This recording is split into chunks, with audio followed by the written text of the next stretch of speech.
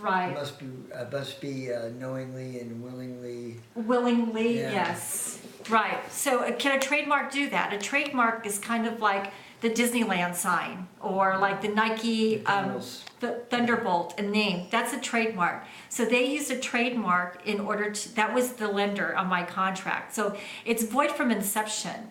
And consequently, a foreclosure is based on the validity of the deed of trust. Well, if mine was void from inception, these people had nothing to buy. Silverstein, what happened is I filed an affidavit on my house explaining all the illegalities, the fact that I rescinded the contract because the debt collectors did not want to answer me. I had a right to know, where has my money been going? Has it been going to a drug dealer? Where has it been going? I had a right to know and deserved to know, but they chose not to tell me where my money was going.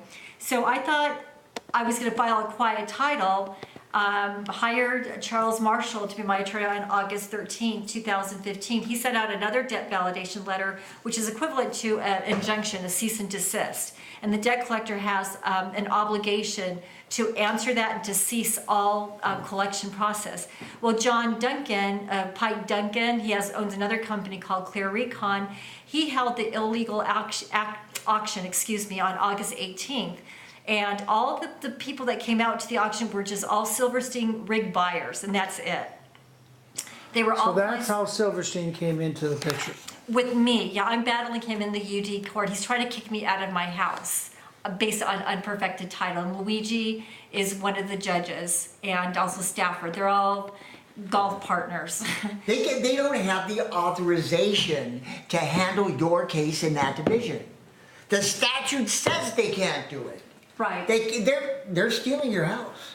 They're stealing your house. Yeah, well, they're stealing a lot of houses. 1161. You have any other specific wrongdoing by Silverstein that Well, we I should do. take note of? Well, let me- Anything else? It's just the entire relationship between him and the civil limited judges and jurists. Have you seen them exchange cash envelopes? I haven't. Have you? No, I have not, but maybe we should just state a little bit of things that what he's done to me. I'm just going to name a few, not everything, because there's a lot. One of the items is that I got served paperwork on August 30th. They stuffed paperwork in my screen door. Which isn't not legal. They did the same thing with my case. Okay. Same thing. Yeah, so essentially, growing up with my dad, going to court with him, I know just the basics. I'm not an attorney, but I know the basics. So I know that Because your father was a police officer. he was a prominent investigator for Tustin, Santa Ana, and the Orange County DA's office, yes.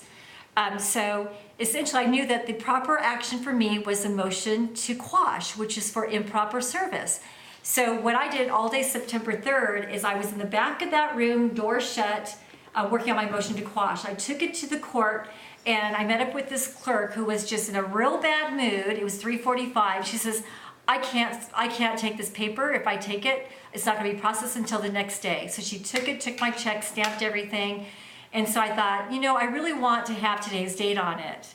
Okay. So she lied to me, and she says, no, you can do it electronically. So I took my paper back, did it electronically at home, but I was having problems with the system. I was using ICANN.